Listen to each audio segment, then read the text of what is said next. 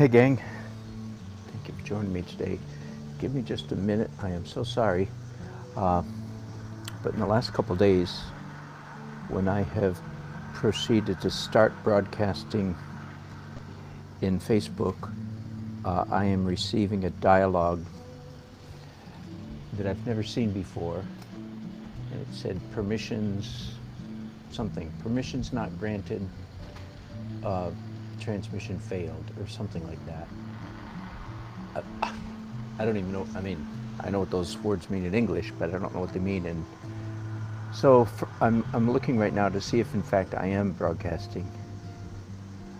And I am not. At least not that I can tell. To say that this is frustrating is an understatement in the nth degree. But you didn't tune in to listen to me complain, so I'll try hard to stop. Hello, my name is Dan. This is Daily Art Adventure number 969. Yahoo! More transparent glazes on these 20 abstract paintings.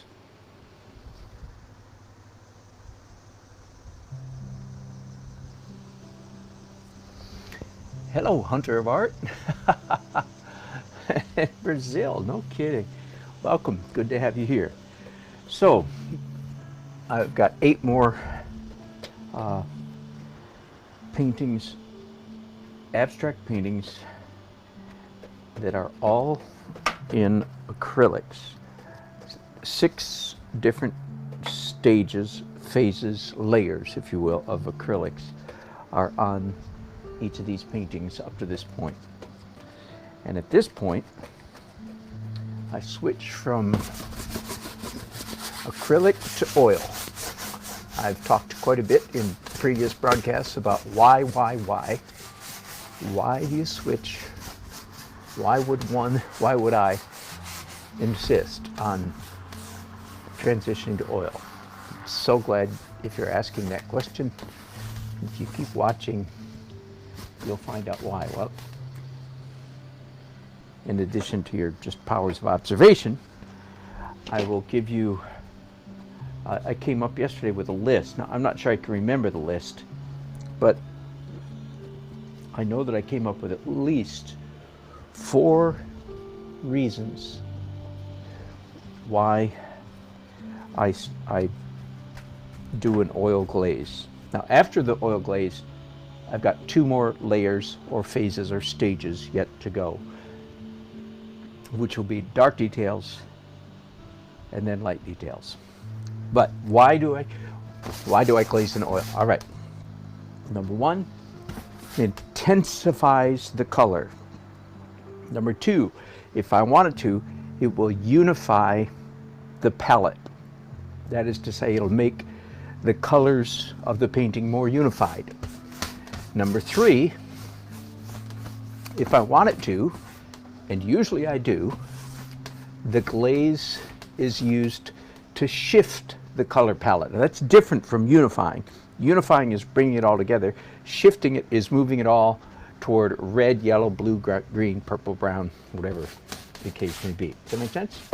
Number 4, because the oil glaze lends a uniform glossiness to the entire painting, and glossy is better than not glossy, because a glossy finish reflects a more intense color. Okay, so those are 4 reasons, and I have a feeling there are others. Those are 4 reasons for transitioning to oil. Oh, here's a funny one. This is tongue-in-cheek. This is only half serious, but there's a grain of truth here. So, and that is that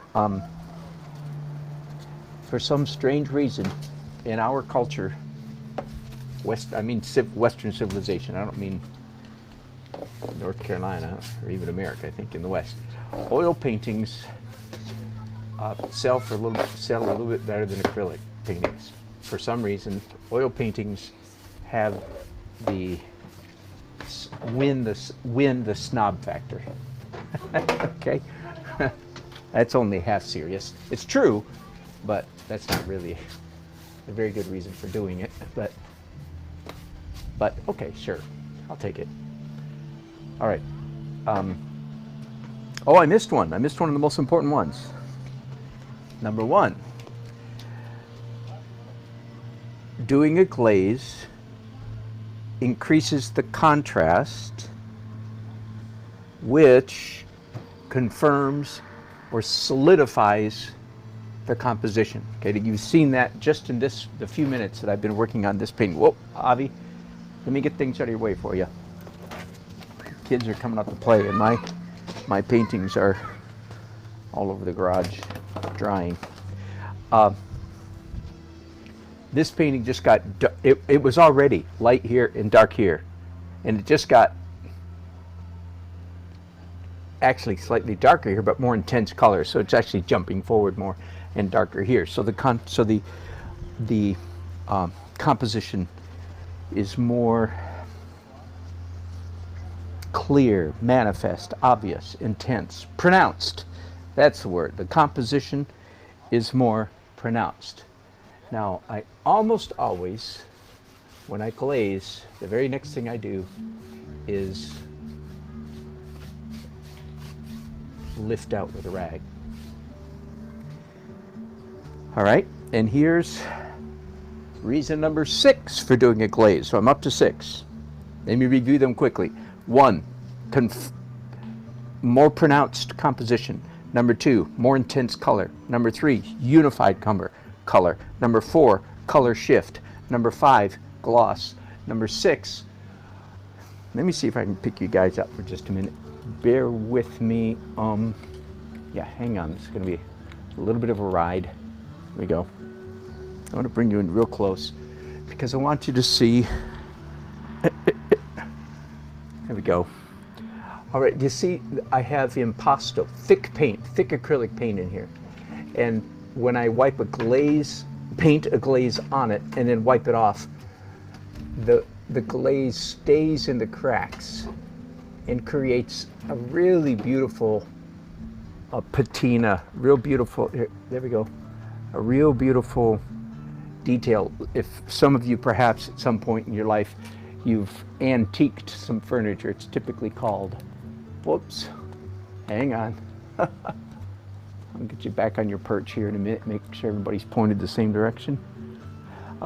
So that's 7 reasons for doing a glaze. And that's enough. That's plenty. I'm going to do just a little bit of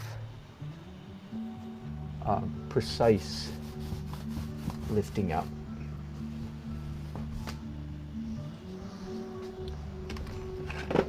And if at any point I don't care for the texture left by my rag, then I'll simply pick up a brush and achieve a pleasant texture.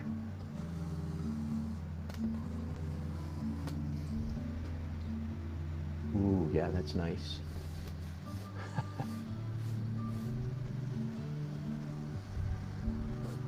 Everything an artist does is a guess. That is to say, before he or she, before I make a mark, I'm scratching in my chin, I'm thinking, I bet it would look good if I did this or that, thus and so. I bet it would look good if I did this color here.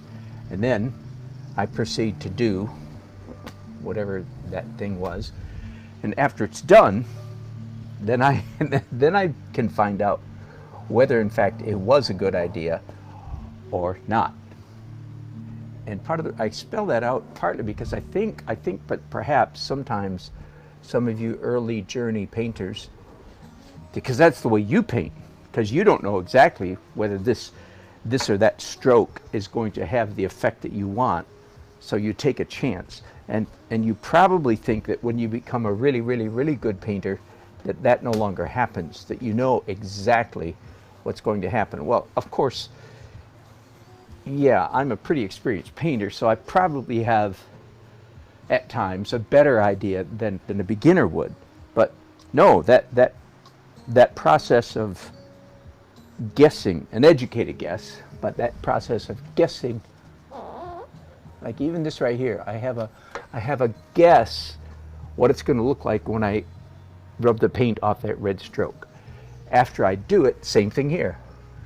After I do it, I find out if my guess was right, wrong, or indifferent.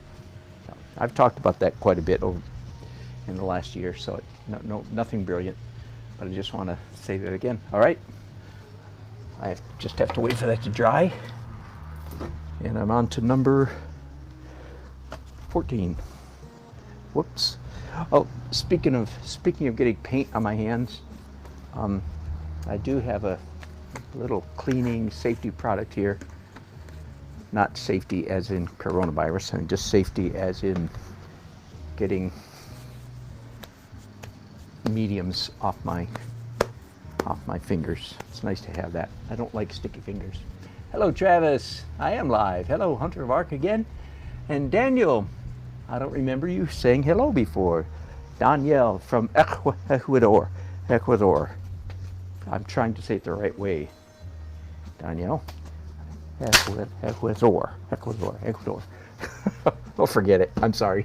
I'm American. You live in Ecuador. I'm sorry. All right. I think I'm going to glaze this. So here I am taking a guess. This is me guessing, right? I think that I'm going to do a warm glaze. Maybe push the red, shift the palette down here toward a red direction, maybe. But let's just get started. So for a typical, oh, hang on, need more liquid. So there you go. This is the medium that I'm using. And yesterday I was running out of liquid. I went to my friendly local art store this morning.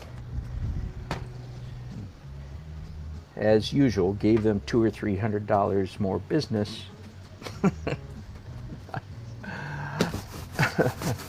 I do spend a lot of money at my friendly neighborhood art store, and I'm not complaining because at least I live in a city where we have a good art store. We have a couple arts and crafts stores that are okay. We used to have more art stores. I feel bad about some of the local ones that went out of business when a larger chain moved into town. Be that as it may, I've done a lot of work for the larger chain and I have a good relationship with them, so it's just part of life and reality.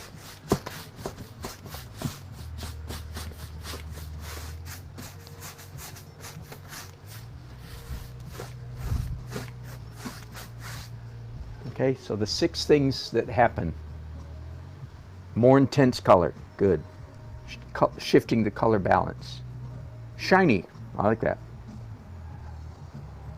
A more pronounced composition. Little bits in the cracks, and I'm missing one. So there you go. I'm gonna have to write those down if I want to remember them.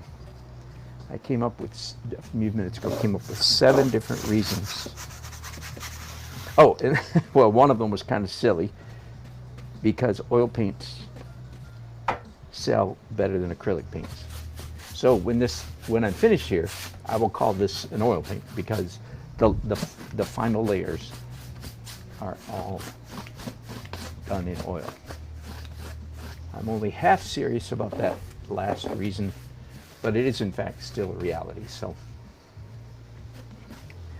I'm going to want to make that. The yellow that I'm using there is Indian yellow, by the way. Very intense, transparent yellow.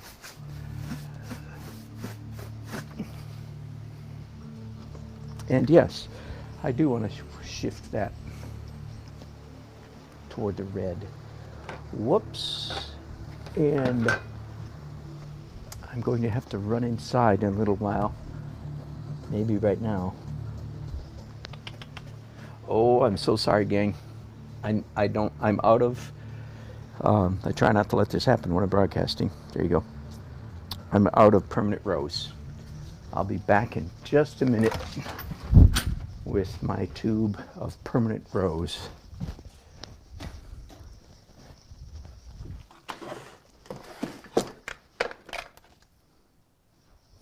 There we go.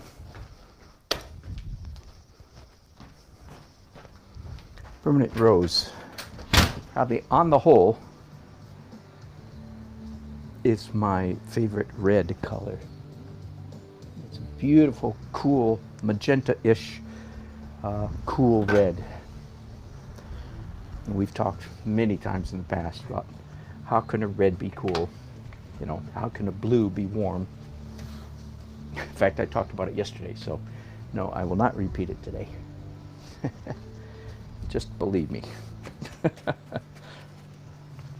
All right, so I'm gonna, this is me now shifting the bottom of the painting toward the red spectrum, which is one of the things you can do with a glaze. And now I'm wondering, yeah, I think I do actually. I'm actually going to shift that even a little further with a dioxazine violet of purple. So I'm shifting the color palette quite considerably down here, just at the very bottom of this painting. And I'm making this part of the painting considerably darker as well, which means I am creating a more pronounced composition, because again, review time, same thing here. This brush has a little bit of what accidentally has a little purple on it, but I kind of like that. I thought it had just blue on it, but it had some purple too, but that's okay. I'm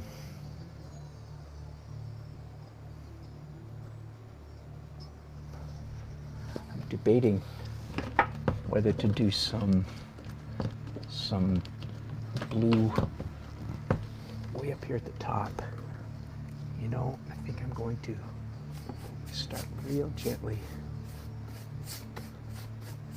So, of course, blue or purple, if you will, purplish blue on top of yellow, the effect is neutralizing the color. So it's darker and neutral. And again, the reason for doing that is because I am using the glaze to create a more pronounced composition.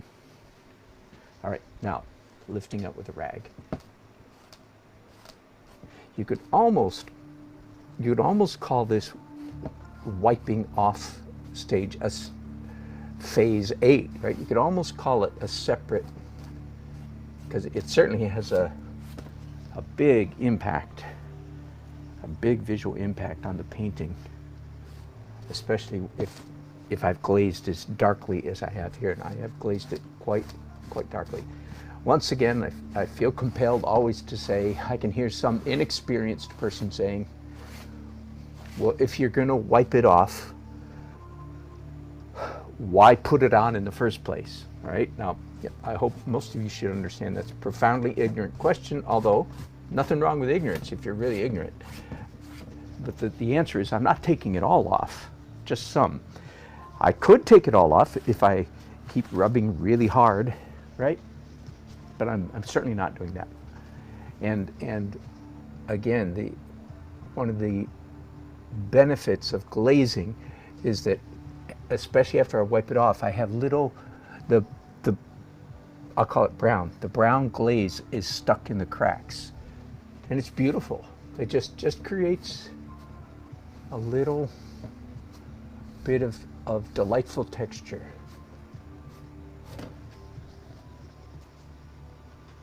Ooh, that's nice. Now, again, when an artist says that, you understand, I'm not bragging. I'm not saying, doggone, I'm good. Boy, that's nice. No. I've been taking guesses, as I said just a few minutes ago. I've been guessing and hoping that when I do this or that or thus and so, I've been hoping that it would look good. And then sometimes after I do it, I feel gratified. I say, ooh, that does look good. See, so that's the way I'm saying that. I'm not saying, oh, I am so good. That looks so good. No, no, no, no, no. Quite. It's not an arrogant feeling at all. It's a celebratory, thankful. It's like, oh, I'm glad that looked good. Right? Some of these things I feel compelled to say, well, because I never know who's going to watch this, of course. And if you're not an artist, or if someone is not an artist, they might be I just want to give you all what I think is a realistic insight into the inner workings, the mindset of an artist. Plus, I don't want you to think I'm arrogant, but that doesn't matter. You're going to think what you want anyway. So I better not worry about that one too much, really. And I'm not. All right. That's pretty. Pretty, of course, is a bad word if you are a fine artist, but that's all right. I'll take it anyway. That's nice. That is really nice. Let's start talking about the auction. Now, first of all, it's taken me a lot longer to finish all these paintings than I thought. And frankly, I'm not really that surprised that it took me longer than I thought. Here's what I'm going to do. Oh, I forgot to tell you, for anybody auction, if you buy a painting, you get this painting free. You get 2 paintings for the price of 1. And it's an auction, so you can place whatever bid you want.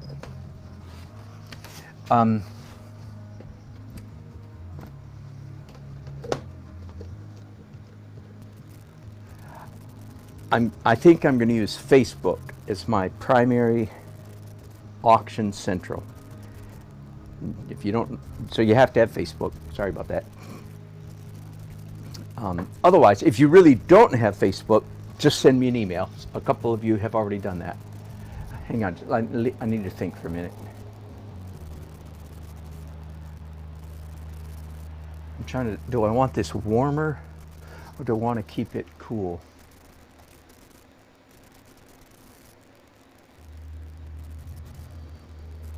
I'm really not sure on this one. I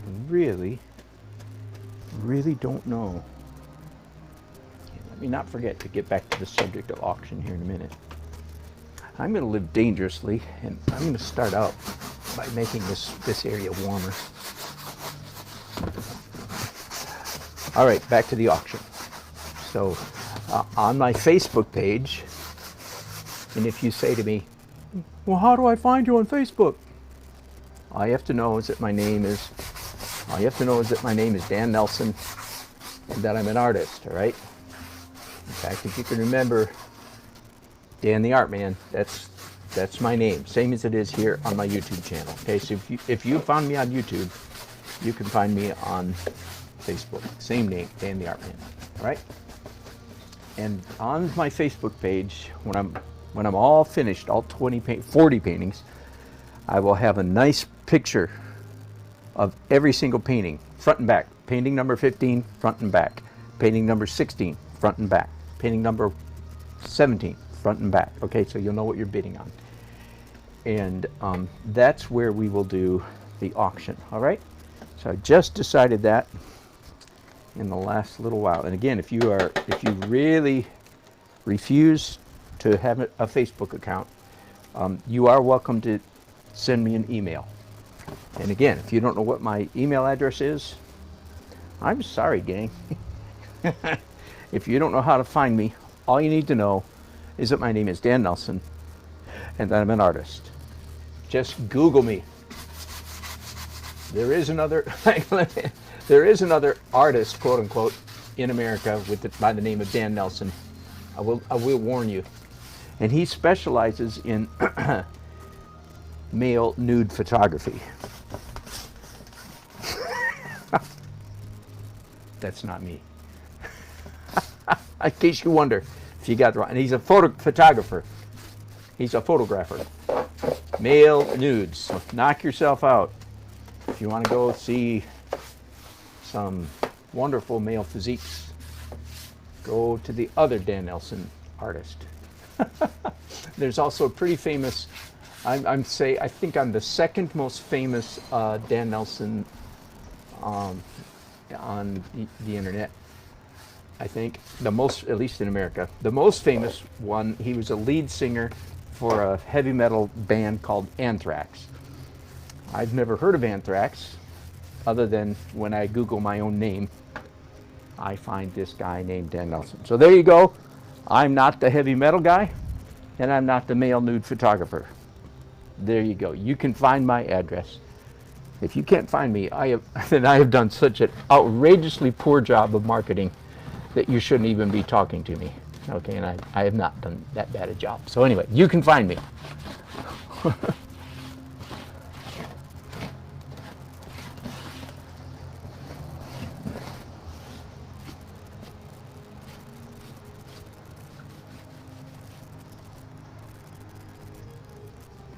Yeah, I'm glad I did.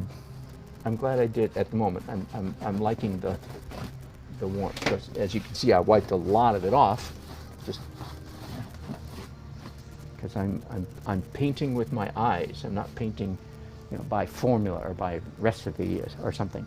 I'm just looking and doing what my eye tells me to do.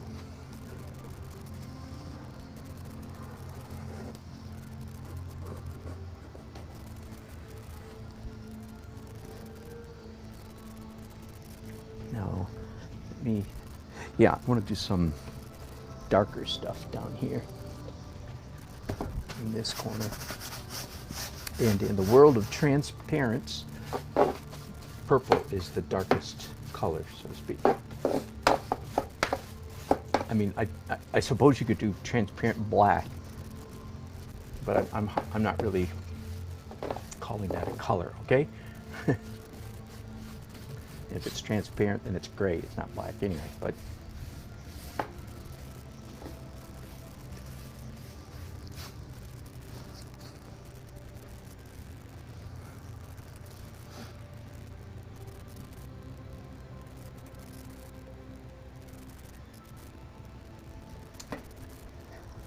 I'm going to do a little bit tricky, a little more trickier stuff here for a second. I'm going to do some greenish bluish. It's already there. I just want to intensify it just a tiny bit.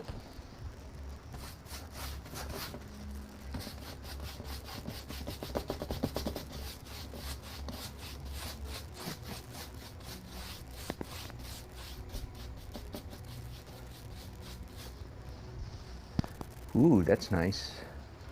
Ooh, that's nice. I had to say it twice. And I'm going to do the same thing down here. So the glazing process is used to intensify colors and also to, in this case, I could say add color. Earlier I was using the term shift the color palette, which is also what I'm doing.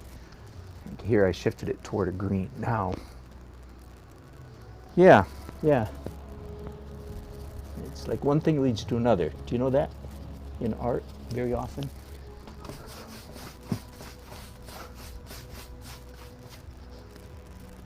Whoa.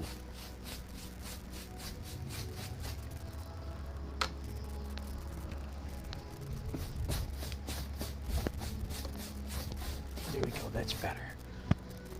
Wow. That's a surprise right there.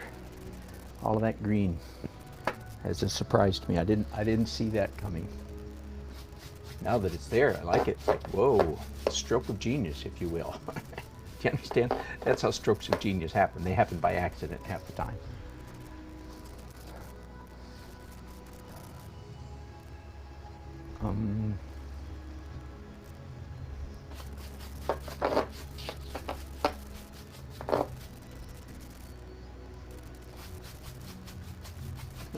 I'm still adding green. My green is creeping little by little across the entire painting. That's all right. I'm painting by eyeball and paint what looks good.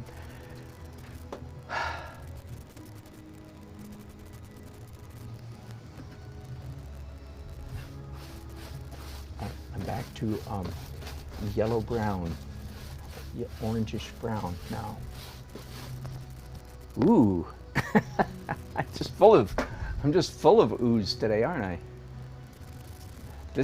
Earlier, this whole shaft of light was essentially all the same color, but now it's three colors: green, warm white, and pale yellow. And it's a much better painting because of it.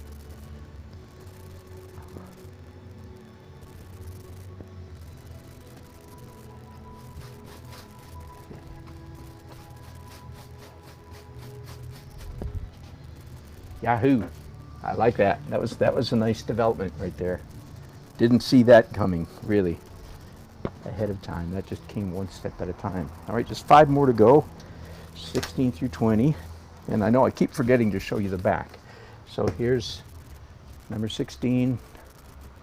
A lot of verticality in this one. X maybe, I don't know if it was letter X or not. And here's the back of number 16, or like an O with a floor in it. I don't know, Q maybe. The back sides of these are not yet varnished, by the way. When I varnish them glossy, and they'll look slightly better when they're varnished. Not that you could tell by that quick glance, but I can tell when I'm. Yeah, the same, more the same. Warm. Sometimes, although I don't do it very often, but sometimes, especially in my representational paintings, I'll shift the whole palette. Like I'll take a painting like this and switch it from a warm painting completely to a cool painting. That does happen sometimes, and it creates some really fascinating colors and textures. But nah, I don't feel inclined to do that on this one. So that was just a public service announcement.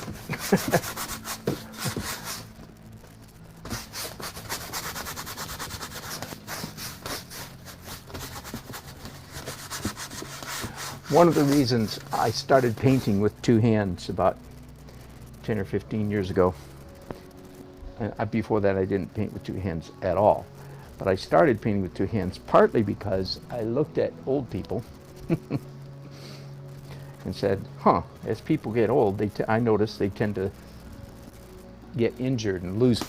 Well, here I am.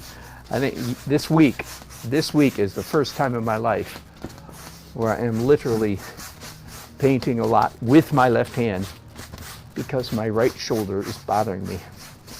Darn it. This is not a permanent condition, I promise. I'm about to go to a massage therapy person shortly and have it worked on. But people have often asked me through the years, do my arms ever get tired of painting? And until this week, or maybe last week at the most, the answer has always been, heck no. a little air of youthful arrogance there. No, are you kidding? But as of this week, so I'm rather glad that I have the ability to paint with 2 hands, because my right shoulder doesn't want to do an awful lot of painting. All right,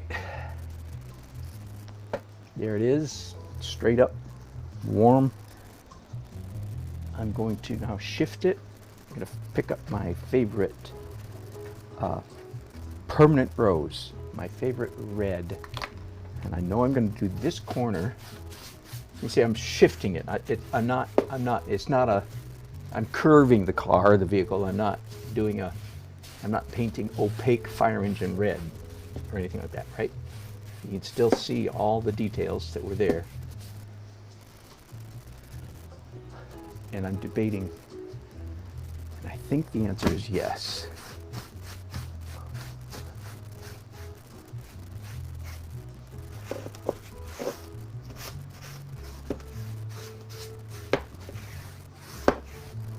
Who else is saying hi over here? Hello, Matt and Uncle. Hello, in Chandan Ram. Good to have you with us again. And Uncle says, what's the abstract? The colors or the marks? Hello, Ms. Pink Haze Pie. Formerly Mr. Pink Haze Pie. I'm not sure the question, Uncle, but I think the answer is I want both the darks and the lights. One of my goals in this series of 20, let me back up, one of my complaints, one of my critiques, as I looked at some of my earlier abstracts from years past, was they were a little too simple. They were a little bit too much background and abstract object. It was too strong. And one of my goals with this series of 20 was to make that less manifest, less clear. I want more, the word's not confusion. Anyway, I want it more subtle. I'll think of the word in a minute. I wanted more, less clear as to, is it the light part that's an object, or is the dark part that's an object? I don't know how well I've achieved that, but somewhat. I think I've achieved it somewhat compared to my earlier abstracts. I've got purple on my brush right now, and as I described earlier, I'm dialing up the contrast, which then in essence makes the composition more pronounced. Some of you, if you're new to my channel, you're not understanding that. Let me try to say it really quickly. Sorry for the sigh. Some of these things, I literally get tired of saying them because I say them so often, and you old-timers know it's true. That composition is a subset of value. Composition essentially describes the major, that word's important, the major light and dark zones of a painting. Okay, that's what constitutes composition. Composition is not primarily about lines or even shapes. Like you could say, well, here's the shape of an X, right? So is the composition of this painting an X? Well, a little bit, but no, it's way more of a V, or a V with a hole in the middle of it, right? So the light areas, there's 3 light areas here, 1, 2, 3. Or there's one dark area, almost shaped like a W, kind of, I don't know. I'm getting lost in the weeds now trying to describe it, but that's what composition is.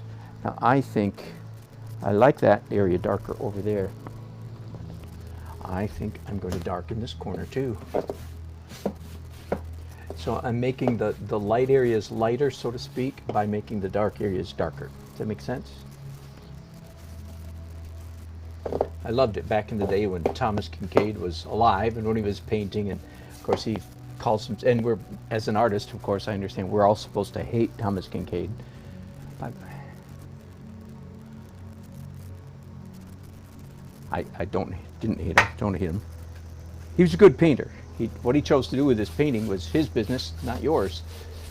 And of course he was highly vilified by the art community, of course, because he painted pretty paintings.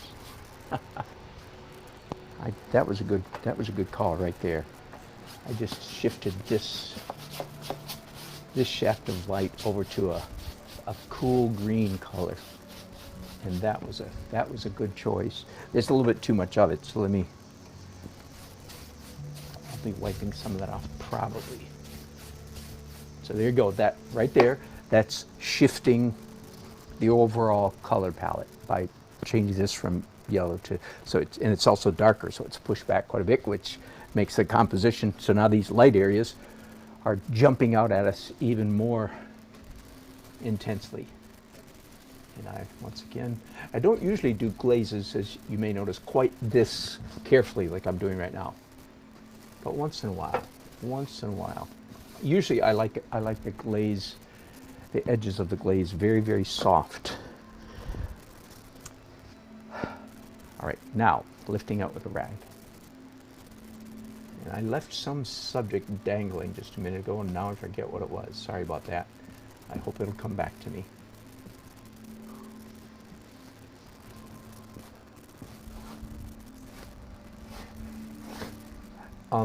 If you're new to my channel, then it might it might help you to understand that most of my painting is very realistic, not hyper or photorealistic at all, but definitely realism. And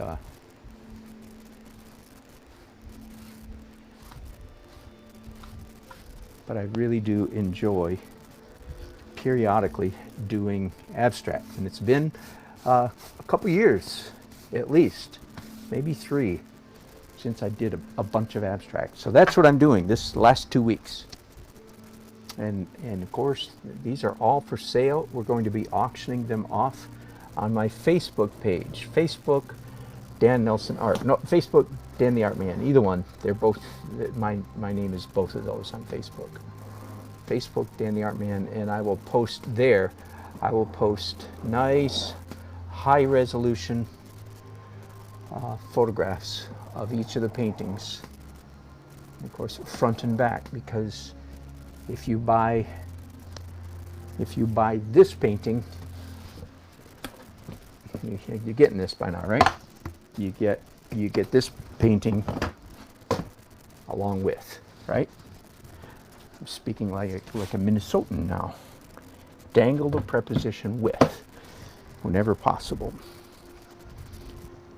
Hello, Arele Barajas, Mexico, Mexico. Welcome, welcome, welcome, welcome. Good to have you here.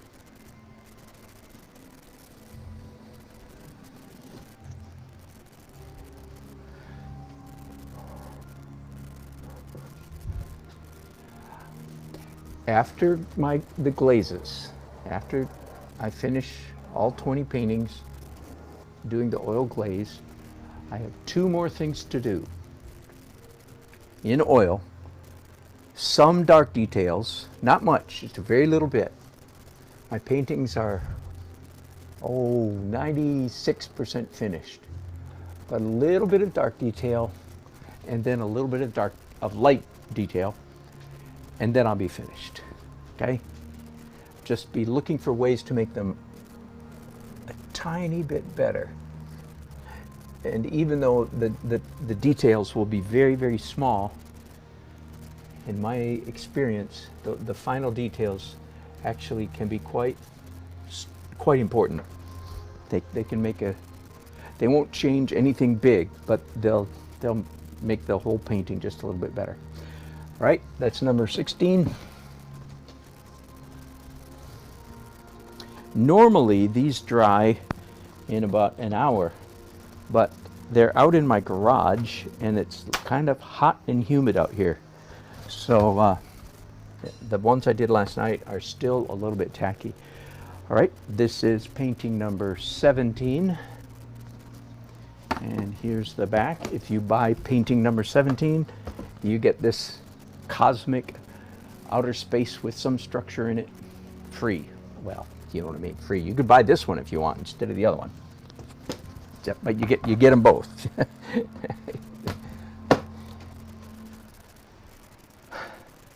Right, this one's easy in my thinking.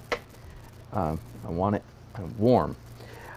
My number 1 color for creating a warm glaze is oxide red, which of course is not red, it's brown. It's an orangish brown, very similar to burnt sienna. It's called oxide red. Sometimes some companies call it transparent oxide red, but it's brown. Don't be confused by the word red, all right?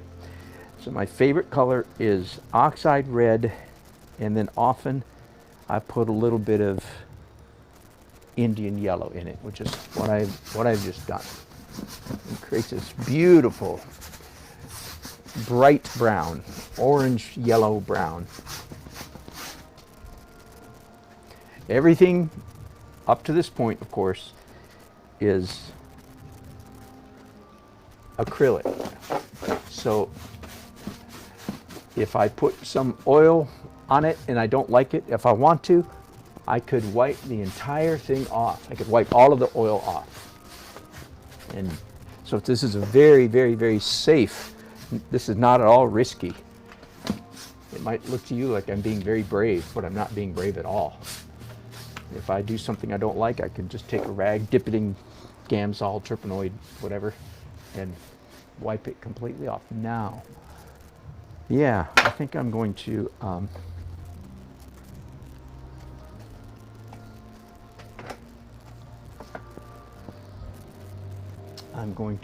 do this shaft of light over here, blue. It's kind of a dirty blue because my brush isn't very clean.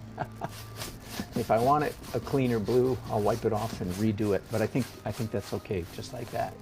Kind of a greenish, has a slight phthalo greenish tint to it.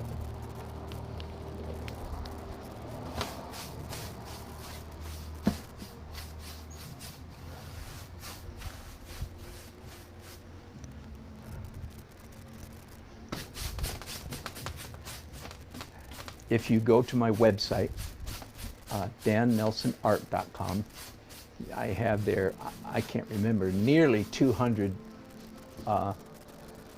abstract paintings already on my website. And I'm about to have 40 more, right? 20 on the back, 20 on the front. They're just, my website is there just to show people my work, what I've done over the years, really over the decades. Last time I counted, I had right at 1,300 pieces of art on my website. That's a lot. And I make a joke on my website somewhere. I say, why so many? My answer is, I'm old. I've been an artist for a long time. I want my mom to know I've been busy. And my mom is, yes, my mom is still living. She'll be turning 95 in about a month. So we're excited about celebrating her birthday. And I love my mom, and she's a pretty remarkable woman, and she's quite a joyful woman as well. So I want to be like her in that respect, very much. Okay, now I've got questions about this composition, and yeah, the answer is yes. There was too much energy way down in this corner.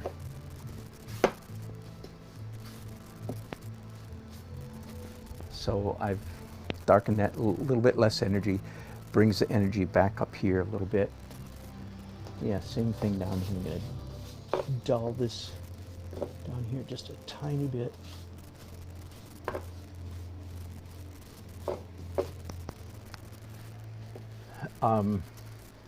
Again, so part of why I have probably a wider, I mean, maybe there may be another artist out there that I don't know about. That's fine. I'm not in trying to compete, but I've got a wider variety of artwork on my website than any other artist I've ever seen. 40 years ago, 30 and 40 years ago, I was best known around the country as a cartoonist. That makes me laugh. And you can see 100 or more of my cartoons. I still do cartoons occasionally. Not very often for money. But I did for many years. I did cartoons for money. I did not do a cartoon strip. I did commercial cartoon work. So it was mostly for ad agencies and so forth. I've also had a pretty strong interest in, I think I'm done. Yeah, I've had a strong interest in calligraphy and type design. I'm combining combining those two, and you can see that there. Anyway, I won't go on anymore. Just some of you might find it interesting. You don't have to look at all 1,300 pieces in one setting.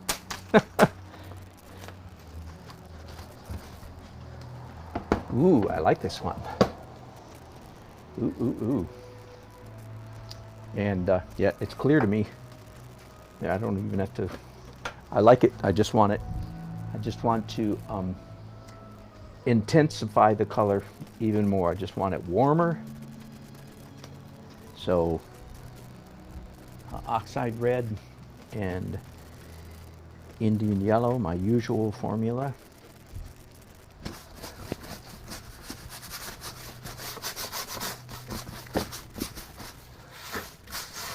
Thank you, left hand, for giving my right shoulder a break here.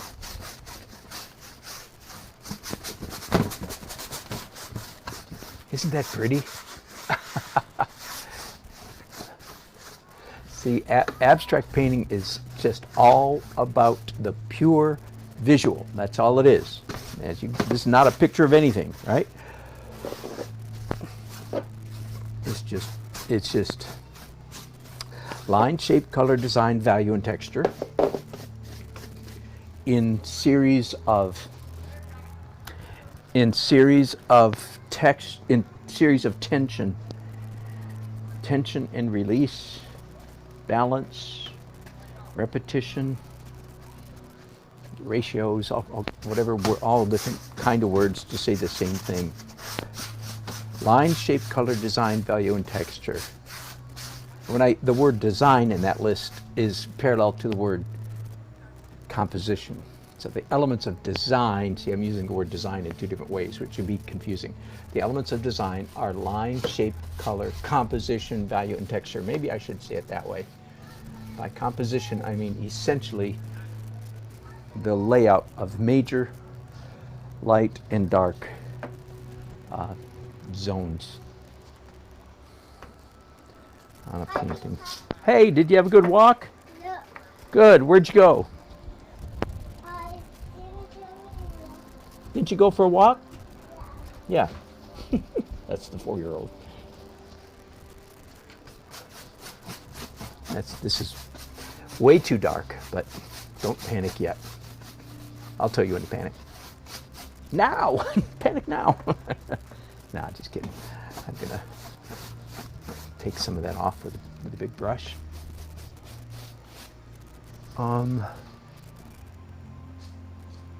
Yes, I think I'm going to continue. Okay. So here I am shifting palette. This is probably the clearest example that I've done yet in the last 4 or 5 paintings of shifting the palette. That's one of the reasons for doing a glaze. It just is so easy. As you can see, just a few minutes, a few strokes, and I've taken this whole side of the painting and shifted it to a cool green. And I like it. I like it better. Now, what else? Yeah, I'm gonna now pick up and these brushes are a little bit dirty, so which is fine with me. I'm not getting clean, pure clean colors off them, which if I want that, I have to clean the brush. But generally speaking, now let's be clear. These are not muddy colors. A transparent color, listen to this, transparent color can never be muddy. It can be gray, but gray is not muddy. It can be brown, brown is not muddy, okay? It takes an opaque color to be muddy. If you want more on that, again, I say it all the time, go to do a search for in my right here in my channel. Just look up mud, Dan Nelson mud, and you'll find my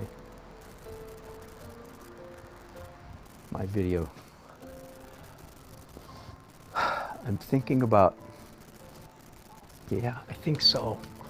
So toward a more pronounced composition, this light area, well, hang on. I'll tell you what, let me tell you what. Let's lift off first and then see. I'm thinking I might need to darken this edge up here. But before I do that, let's just go ahead and light in this area, and I might find that that accomplishes. See, I want to pull the composition down here toward the center of the painting a little. Papa. He's out talking to Eddie. He's across the street. Are you going to go across the street?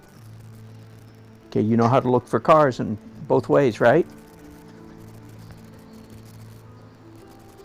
Hang on, I'm going to have to. This guy's not usually allowed to venture across the street on his own. He just turned 4. Hey, Seth, you want to follow this guy? Hey, Eddie.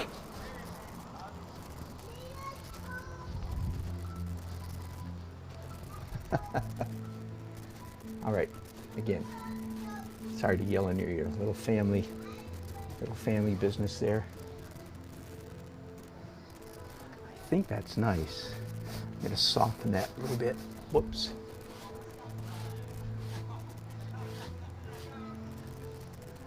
hi to Nana. You think Nana's home? Nana's not home yet. I saw the light on. I don't think she's home. You can go look. I've been looking. She's not home. Nana is my wife. Okay, you go look.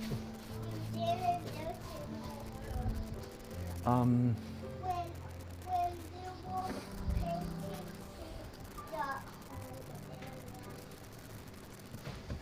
There we go.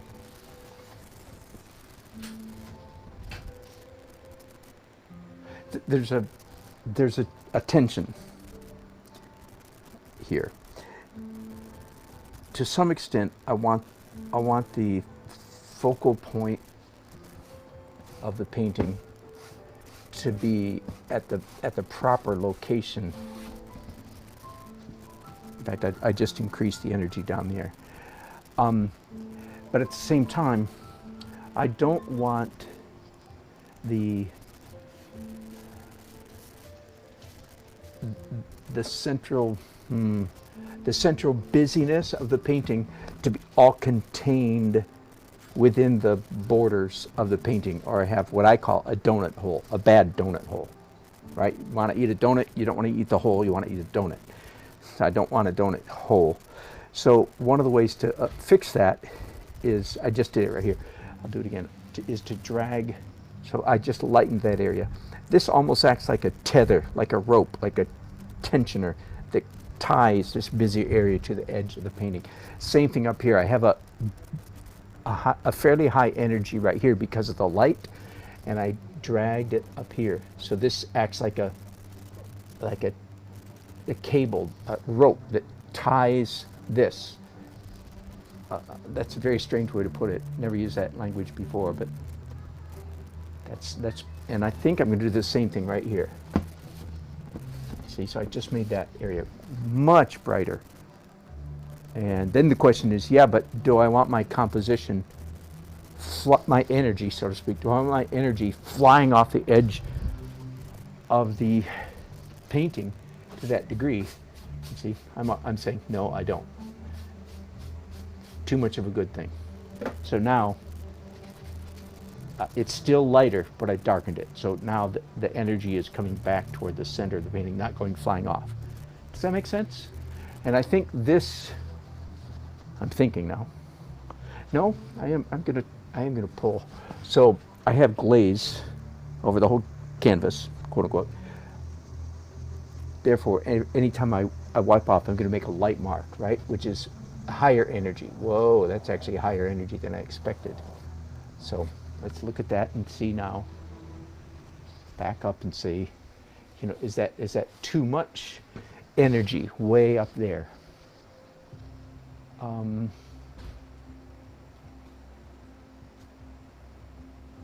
And I'm thinking no, but I just saw something else. One thing leads to another.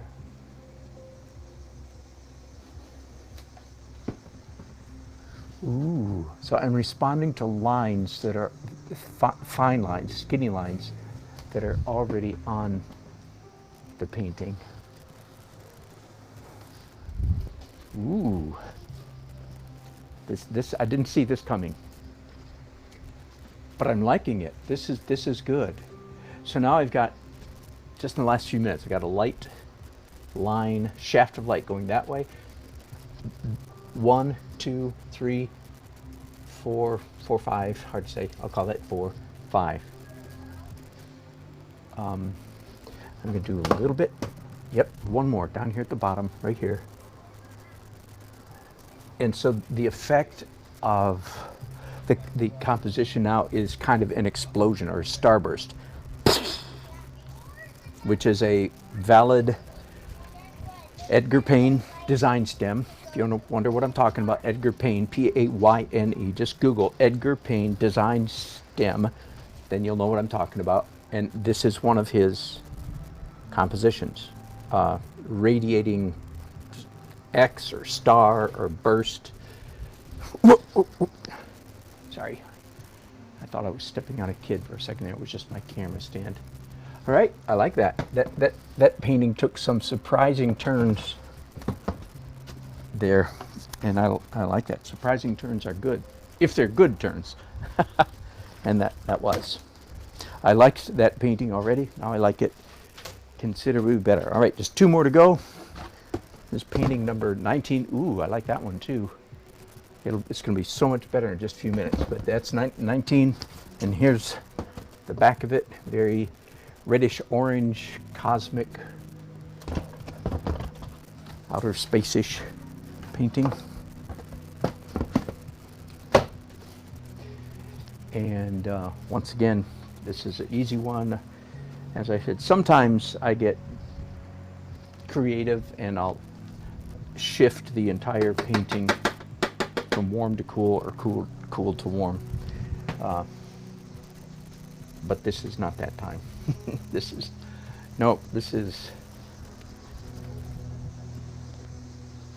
same old warm.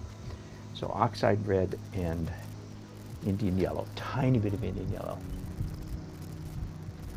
Hello, Wanda. Thank you. Thank you, Uncle.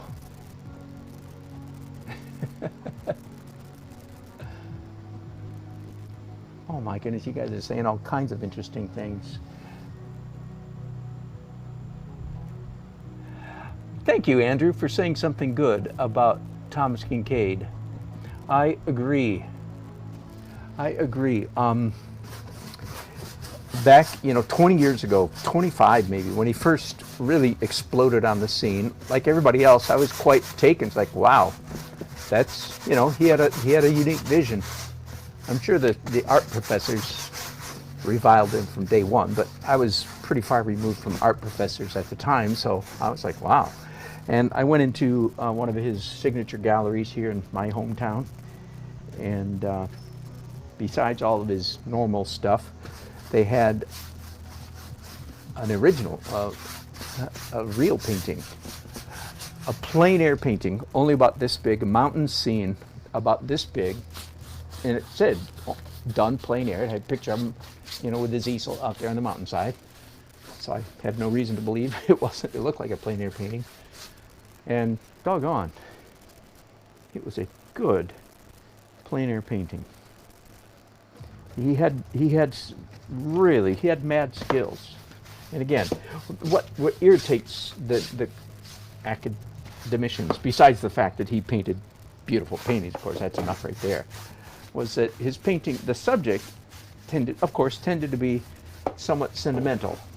I understand that, and this breaks my heart, I understand that he was disappointed that the art critic world didn't accept him, which really makes, I can't, he must not have gone to art school, but I don't know, because he should have known, somebody should have taken him aside and say, I love you, do what you're supposed to do, but don't expect the critics to like you. And again, you and I can say, here I am off on my Thomas Kincaid rant. You can say, well, I don't want to do that, and that's fine and good. Don't you do it. By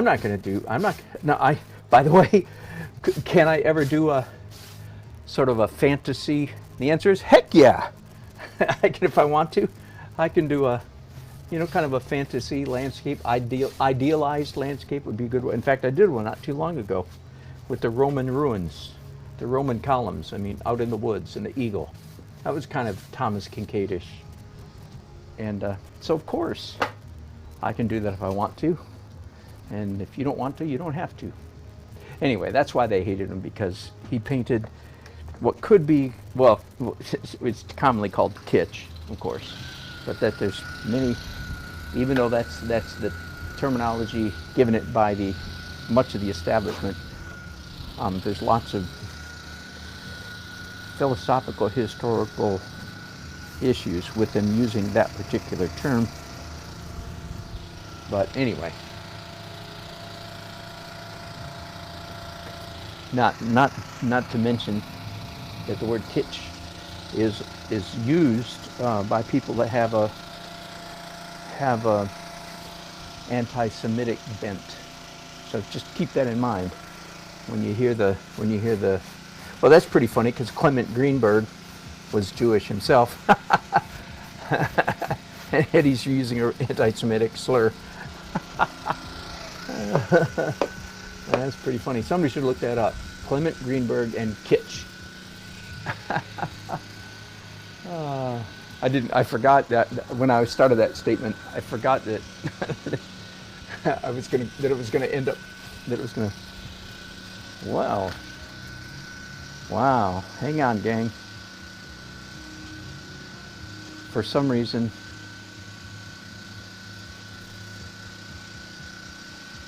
come on. For some reason, my podcast channel just started playing. Isn't that crazy? I don't know if you guys could hear that or not. I hope you couldn't, but whew, crazy. Technology does crazy things sometimes. So in the last several minutes, I warmed the whole thing, yellow, orange, brown, then green over here and red over here. In case I hadn't been talking about it, I've been talking about Thomas Kinkade.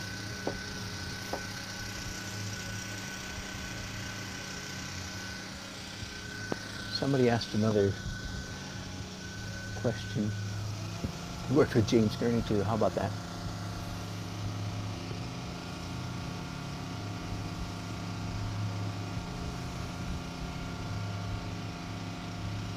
Uncle 60. I will make them available as prints. Absolutely. At Fine Art America. That's another place where you guys can see my work. If for any reason you want to see a lot of my work in one place, Fine Art America, Dan Nelson. I have over 400, including a bunch of cartoons, a bunch of abstracts and a bunch of cartoons, and they're divided into categories so you can just see what you want. All right, now.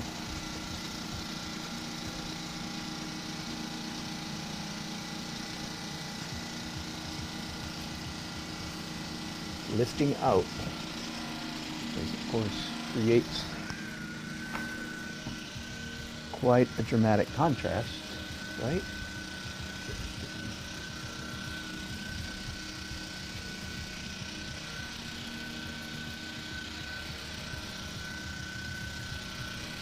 I'm debating about, yep, I'm going to take a little bit out of this one here. Just there we go. All right, I think I'm done. Only one more to go. And I'll take a break, and I'm going to keep painting, and so I'll start another broadcast. It'll be called something else, because I'll be doing final details. And I don't know if I'm going to do this. I've got 2 more phases to go. Does that make sense? 2 more phases to go. Dark details and light details, or light highlights, I usually call it. All right, number 20. I like it.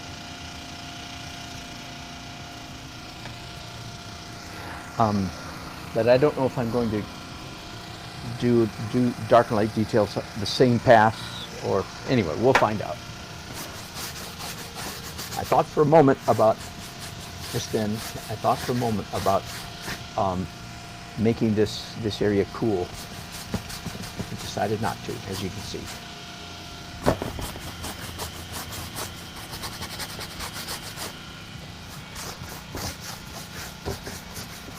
sometimes my right shoulder doesn't bother me, as you can tell.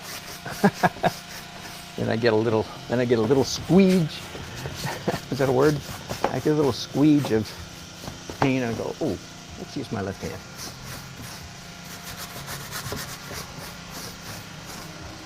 It's nothing serious, I promise. I've had issues in years past with my shoulders. And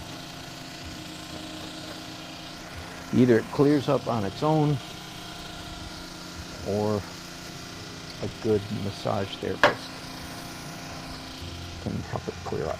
I'm gonna. Yeah, Uncle. Thanks for. You know, I I don't know if this is part of the reason why my viewership is so low. Let's do a little whining now, shall we? Wah, wah. There, it's over. You can come back now.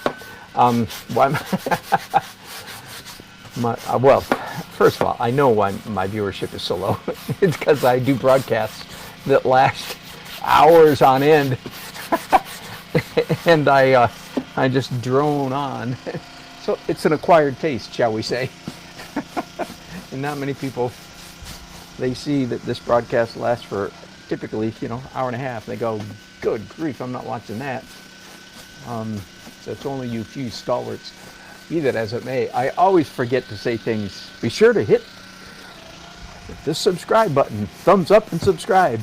I never say that. So thanks, Uncle. Yeah, doggone it, you guys. Hit the thumbs up and subscribe. I feel real bad that I am not broadcasting on Facebook. Believe it or not. I take it my stream is doing okay, right? We got with a new server. I bought a device. I bought a range extender device, which is, I'm not sure it's working yet. In other words, I keep taking steps to make my broadcast quality better. And here, no sooner, and part of the reason was so that my Facebook friends could watch. And I'm going to buy a camera real soon. Thanks, Uncle. He's made some contributions to my camera fund. So I have the latest, greatest camera that coming, like I said, not this week or next week, but soon. And why was I saying? Oh yeah, but I always forget to say, please subscribe. If you like what I do, subscribe and hit the thumbs up like button. There, so I said it. After my friend Uncle said it.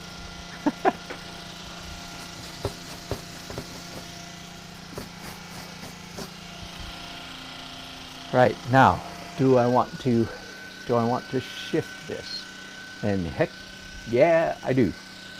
I want to do some purple. In fact, I want to do some purple and some green. How about that? So what does purple, dark purple and transparent green mean? Well, it's hard to say, but it's darker than just purple by itself.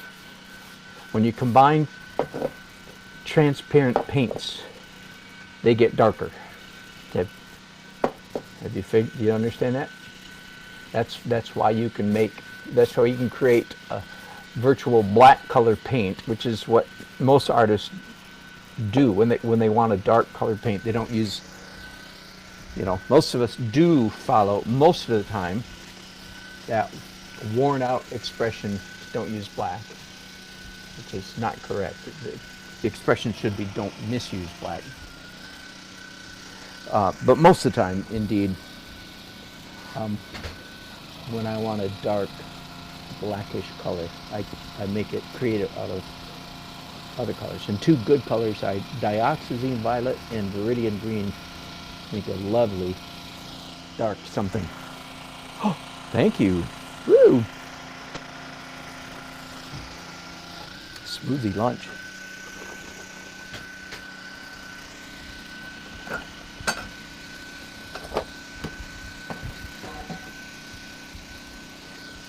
Same thing here. I've got a greenish purple.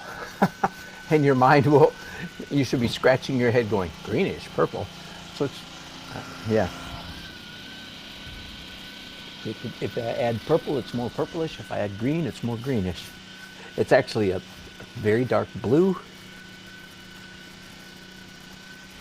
And again, I came up with 7 things that you can accomplish by applying an oil glaze. Now, wait, let me back up and clarify something. Some of you could say, well, yeah, but I paint acrylic. Couldn't you do the same thing with an acrylic glaze? And the answer is, in theory, yes. In actuality, not so much. It's hard, and I know you could say, well, I use extenders. I use slow dry. Yeah, and I might be crazy, and I'm serious about this. I might be crazy, but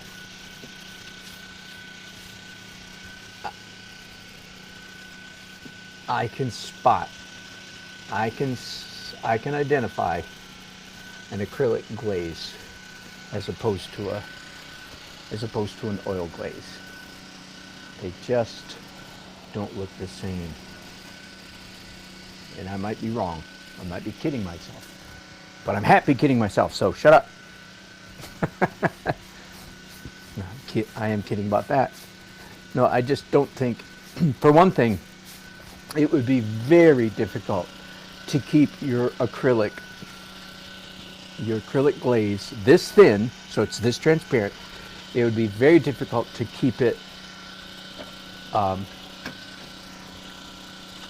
wet, right? It would start drying on you, and then you'd have real problems. But because it's an oil, I can keep doing this for hours if I want to, and it'll stay re-wetting itself. I like that. That's all an improvement on what it was. And for some reason, my music stopped playing. Not important to you guys, I know, but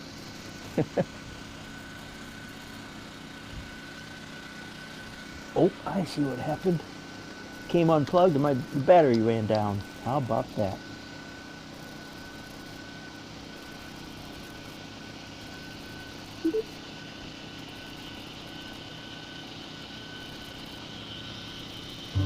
There we go. All right. Music's not important to you. And ironically, when I'm painting by myself, people ask this again. I don't listen to music usually.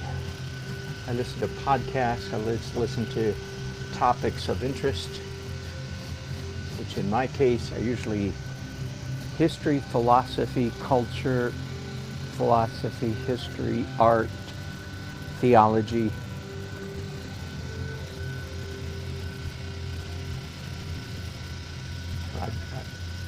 I find that so the music is here when I'm broadcasting with you guys, partly to keep me calm down, and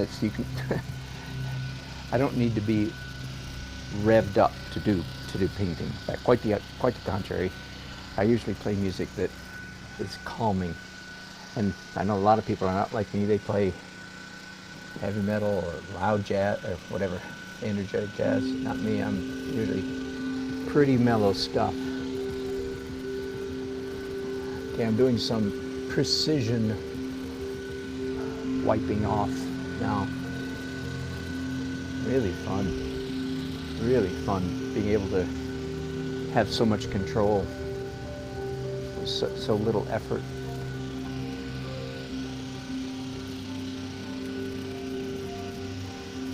I feel like on this painting there's a little bit of confusion happening over here. Not really sure what that means, other than I don't find the marks, literally the marks themselves, I don't find them all extremely fetching or attractive. Right? The essence of good painting is making interesting marks. I don't feel like I like the red thing here, the line. I like that a lot, but the stuff underneath it, not so much. So my guess is when I come back to this painting in the final layer, I'll probably be doing considerable work over here to clean that up. But other than that, there, I'm done. So I like this. I pushed the contrast considerably on this painting, and it's much better for it. All right, thank you, gang. I have to clean up a bunch of brushes because when I come back, it will be time for small brushes. All right, thanks for watching. Thanks for your comments. Hello, Gato Belidi. And share. Thank you, Andrew. That's right. Please. Like, subscribe, and share. That's right, like Andrew says. Thanks for helping me out there. All right, thanks guys for watching. And I probably will be back in a little while with the next layer. Thanks, bye-bye.